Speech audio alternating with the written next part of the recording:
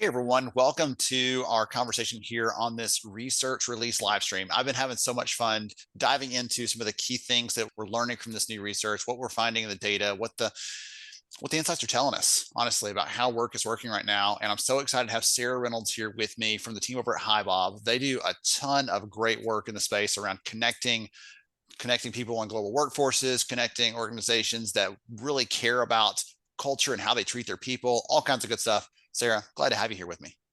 Thank you so much for having me on. Really excited to be talking about the research today. It should be a lot of fun. And before we get into some of the good stuff, let's take just a minute, tell the audience more about who Sarah is and what you do.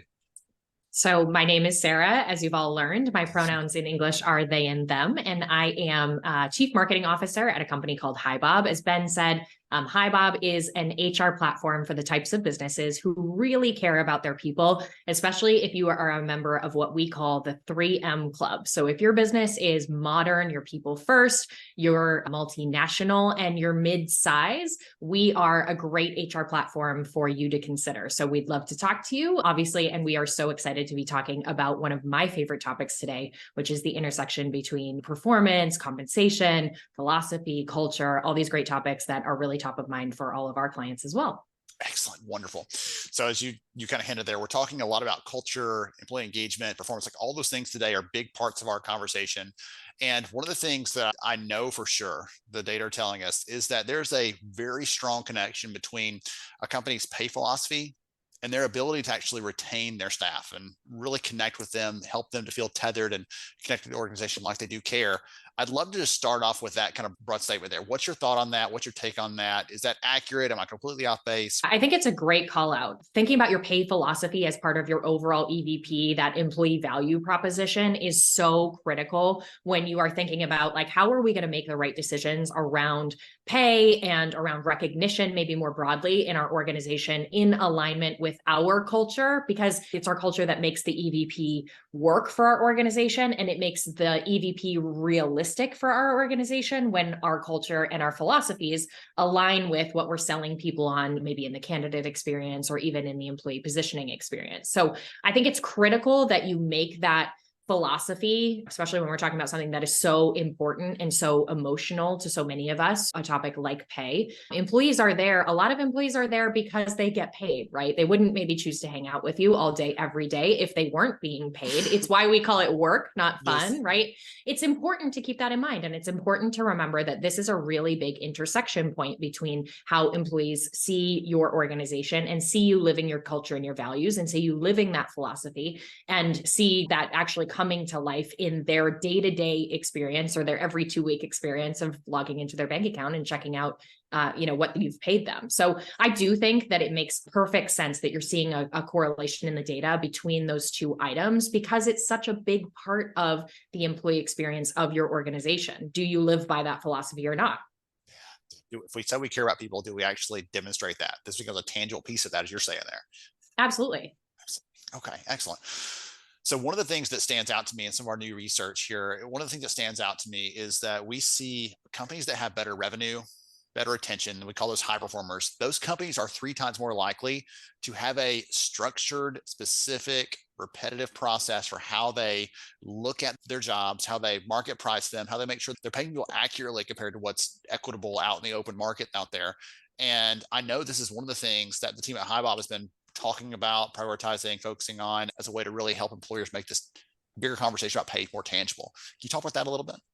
Yeah, absolutely. I mean, I think that having a consistent methodology for how do you define a job, how do you place it within the other jobs in your organization, whether you go as far as calling that a job architecture or it's a little more informal. And then also, how do you compensate people in that job fairly, meaning like equitably internally and also competitively to the market?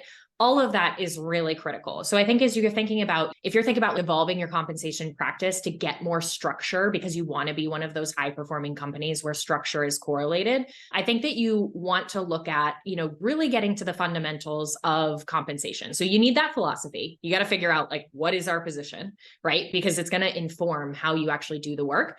And then you need to think about, okay, how do the jobs relate to each other in my organization? Doesn't need to be a full job architecture project, but just having some idea about about jobs within certain departments and how they intersect with each other. Maybe you want to take a first crack at some salary bands or a salary structure for your organization and how jobs fall, even just with your current market pricing or your current pricing activities more broadly today. How do jobs fall in relation to each other? What jobs are grouped together in similar pay ranges, or should they be? Or do you have the right types of jobs grouped together? And then when you think about the individual ranges for each of those jobs, where do employees fall today on those ranges? What's your position versus the market? How fast is the market moving? All of us are really cognizant, I think, right now of the macro and the things that we don't control in our organizations. That market could be moving really quickly. That market could be moving a little more slowly. It could depend job by job. It could depend who you compete with for talent. You want to keep an eye on that, and you want to make sure we have a consistent approach to each of these jobs. How are we going to price it versus the market? How are we going to keep pace with the market for folks who currently exist in our organization? And then how are we going to make sure that we're continuing to make equitable decisions for folks who are in our organization already and entering our organization, so that we don't end up in a situation like salary compression or something that's not fun, and it ultimately creates inequities that undermine that pay philosophy and that story that you're trying to educate employees on why you're a fair employer, why you're an employer of choice, like why you're making the right decisions when it comes to pay, and ultimately improve that relationship with them. I don't know if you and I have ever had this conversation, but I would love to get your take on this. You talked about a couple of things there I think are so important. And one of the things that stood out to me is there are different stakeholders in this, right? It's not just someone in HR who says, okay, let's figure out what comp is and tell everybody. But there are managers who get asked by employees, hey, what's next for me? And do they have the information they need? What does that look like? What does that experience look like from an employee perspective? If the manager's like, let's get back to work. Or if it's like, hey, yeah, actually, Sarah, let's talk about what your comp looks like right now. Here's what it's going to take for you to get to the next level. Here's some ideas on the skills I'm looking for. Like being able to have a conversation, at least at some rudimentary level, is what that employee's experience is from a pay transparency perspective in many cases. Talk about that a little bit. What are your thoughts on that piece of it? Because I feel like when someone says pay transparency, everybody gets a little bit nervous in the HR world because they think that means let's take all of our stuff and post it on the internet in a spreadsheet. And that's not always what we mean by pay transparency. That's on one like far edge of the extreme. Talk about that piece a little bit, because I'd love to get your take on this.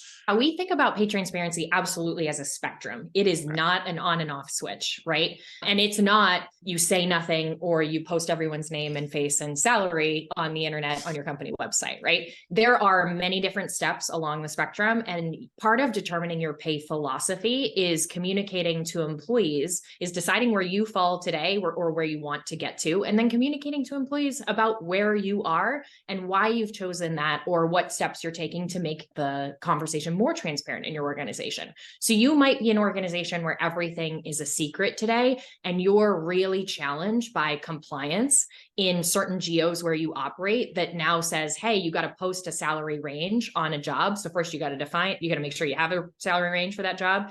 And then you got to post it live, which suddenly means you're being pushed out of your organizational comfort zone around, secrecy of pay, but you're doing it because of compliance. There's a compliance vehicle that's requiring you to do it, right? But you can think about this more proactively. It doesn't just have to be a reactive response to compliance, right? You can think about, okay, you have pay bands for your jobs, or you have pay ranges for your jobs. The first step is, do HR and finance know what those are in every organization? As long as you got a pay band, probably your HR and finance team knows, right?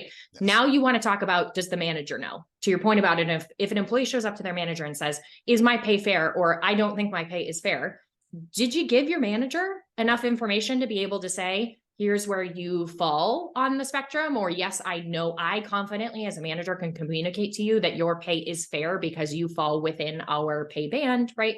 On that job. Maybe you want to push to employees start to know their pay bands. You are really confident and you want employees to know what's the range for this job? Where do I fall within the range? Because you want to make it part of your annual process about, hey, how do we get you higher in that range? What sorts of skills would you need to develop? What sorts of competencies would you need to master or demonstrate to the organization to bring you higher in that range?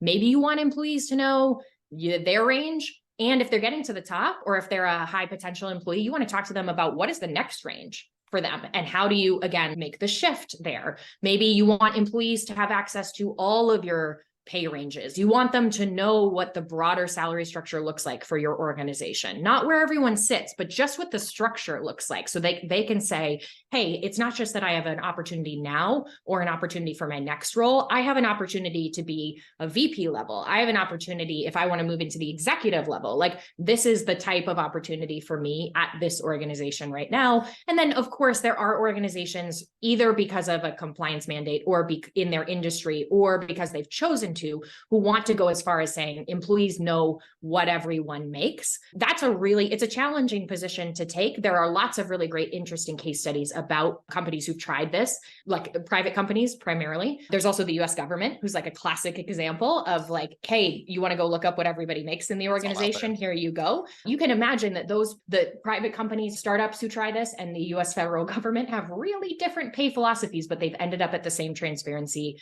sort of place. It's a really interesting comparison point. But regardless of where you choose to fall on the spectrum, and if you're moving up the spectrum, I think it's just about make a plan, be consistent, communicate it with employees, and tell them why. Help them understand why you're not going to move to that fully transparent place, but you are going to move to this place that is right for the organization and right for their career pathing and right for the communication around the opportunity to them. We talked about the job postings piece of this, where that's some of their compliance requirement for a lot of companies. And the first thing that I started hearing from people, like recruiters talk to me about it, of course, it's part of their job, right? I've got to share these things out.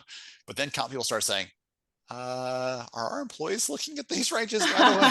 Like, this might create some weird conversations. Yes, they are, absolutely. So you need to be empowered. You need to be, have your leaders ready to have that conversation with someone, because if someone comes back and says, wait a minute, I'm making this, and that the bottom of that range is 10K above what I make.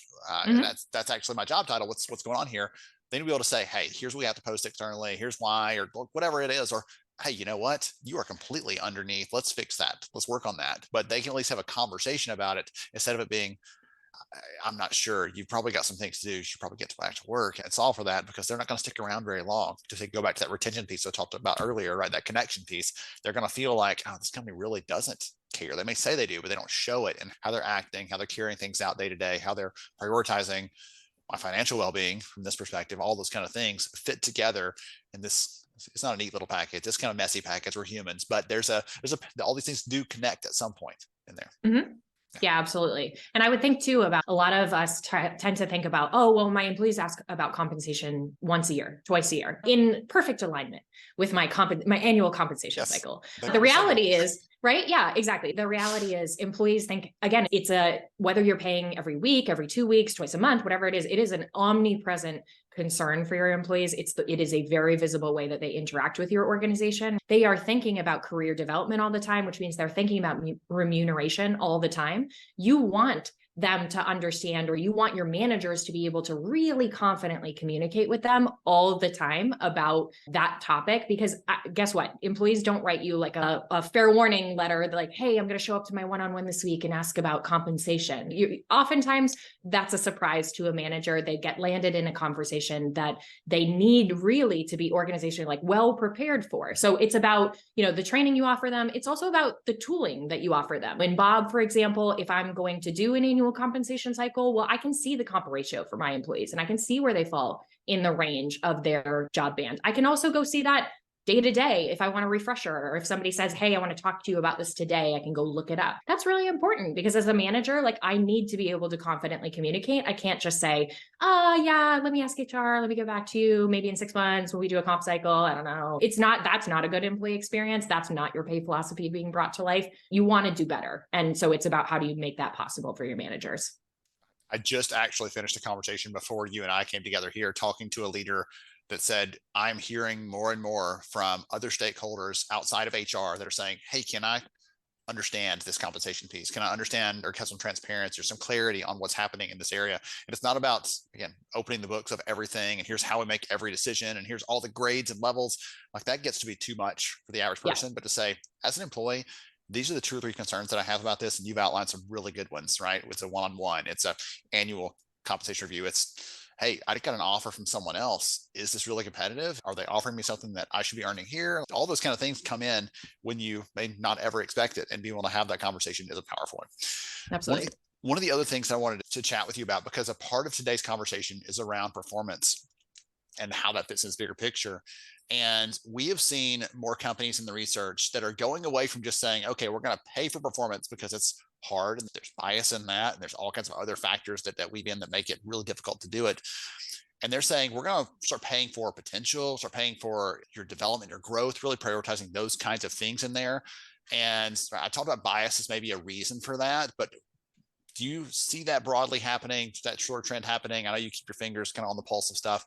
And if so, do you think the bias is the primary driver? Are there other things in there that are pushing that? Maybe it's hard to measure performance. Maybe, I don't know. What's your thought?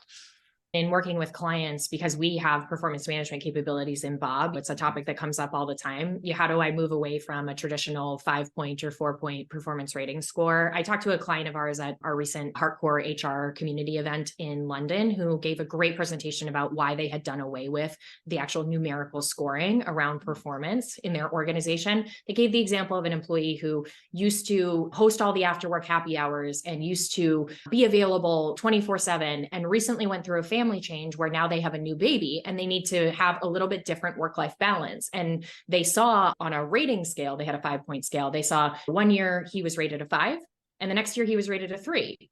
And they were like, somebody flagged this as like, oh my God, what's happening with this person's performance? When in reality, he's still meeting expectations. He's still doing his job. It's just that you can't require or you can't expect that someone who also has a new baby at home is also the champion office ping pong champion or is hosting your sales development team at the local pub or, is able to dedicate the same number of hours because before and after a family change that they were before, right? Part of prioritizing work-life balance is being able to make those right decisions for your employees.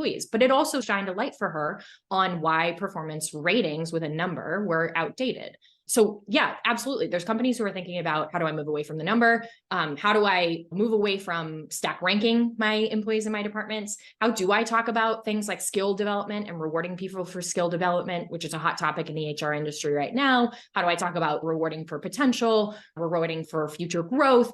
I think you asked about bias, and I love talking about all the ways the bias intersects. I think if your main goal of moving away from performance is to eliminate bias, you also got to think really critically about how do you evaluate potential? Because guess what? All those things that you have in unconscious bias that maybe affect how you score someone's performance are also going to affect how you perceive their potential. So there's a lot of training that you need to do there if you're going to move from one to the other so that you don't just do the bad thing from a different dimension, right? You don't want that in your organization. Your managers don't want that.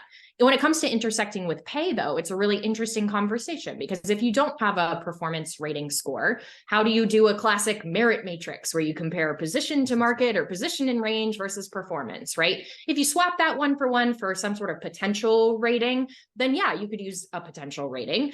You might also want to think about things like how do I reward for compensable factors, meaning skills or specific years of experience or specific educational requirements that are required in my field or with my employees. You might choose to take a more holistic approach and not say, well, it's going to be as managed as a merit matrix. I'm going to give my managers a budget and give them a lot more training about how to think about the different elements, but ultimately we're going to trust them to be able to balance against each of these things. You might give them more direction, meaning like, hey, the market is moving really quickly and we need to focus on market adjustments first. And after market adjustments, that's when we start to think about promotions and all of these great things. You got to think about like we can engineer the best sort of like idea of compensation decision making in our organization, but at the end of the day, you need to empower your managers to do it because to your point, it's not a back office HR finance conversation about everyone's pay raise this year. It is a manager who is making those decisions, and you want them to be making them in a really thoughtful way without bias and in a way that really does reward the types of things that belong to your organization from a culture perspective or from a values perspective.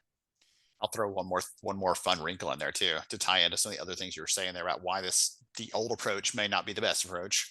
One of the things we saw in the data is that 4 out of every 10 workers said that they do not have full clarity on all their performance expectations, right, at work. And so if that's the case, how do they know when they come to that manager about, hey, what's my pay? Like they can have that conversation then about, well, here's what we expect. And this is when you get paid, right? Your raise is effective when you're effective. Here's how we can work through those things. So all kinds of different pieces of that. I really like the dive there into the potential piece and how that's often a reflection of the same kinds of biases that can pop up when we're looking at someone's performance. I really like Sarah because they're a great person and top scores, right? Because all the You're Yeah. hosting the pub night, like all that kind of fun stuff I was thinking about a minute ago, but may not be best at their job, may not be as good as someone else, but you start to like them and it starts to affect those sorts of things. All that feeds into it. I think the last I saw, there's a wheel of bias out there you can look up, and it's got like 188 different cognitive biases that we have that when we're making decisions. And I always say if it affects how we're buying jelly at the grocery store, it's affecting how we're treating people when it comes to work too. Yeah, absolutely. So it's all about how do you have some level of consistency in how you measure and then how you reward, right? So, because especially when you start cascading this out into the organization, every manager is going to have a different interpretation, or they're going to come to the table with different biases, or maybe they're going to come to the table with different teams at different levels of maturity, or some folks they hired and some folks who are from a previous leaders hiring pool, right? Where they have really different expectations, or they have really different hiring postures at the time, or whatever it is, right? So, but think about, again, like you can design like the most beautiful thing in HR land, and then people come into play. So think about how do you drive consistency in measurement and consistency in rewards across all of your managers in the organization, because you want them to feel empowered to make these decisions for their team. All right. So I think that's a great segue to wrap up on. If someone wants to know more about what the team at Bob is doing, right, how you're serving employers, how you're helping them to solve some of these challenges and to get better clarity on performance, on comp, on those other pieces of this bigger puzzle, what's the best way for them to connect or learn more? We would love for you to come and meet Bob. You can go to hibob.com to say hi to Bob or hi to me. You can also connect with me directly on LinkedIn or on Twitter for as long as Twitter lasts. I tweet at Fair Pay Monster. I love this topic. It's really important to me, and it's something that I'm very passionate about. So whether you'd like to, hear me shouting into the void about this topic on the internet, or you'd like to learn more about Bob, we would love to have you. And we are so glad that, Ben, you are here, as we say at HiBob. We are really thankful to have been invited. So, absolutely. So glad to have you here, Sarah. And to all the rest of you, hang tight for more good stuff coming right up.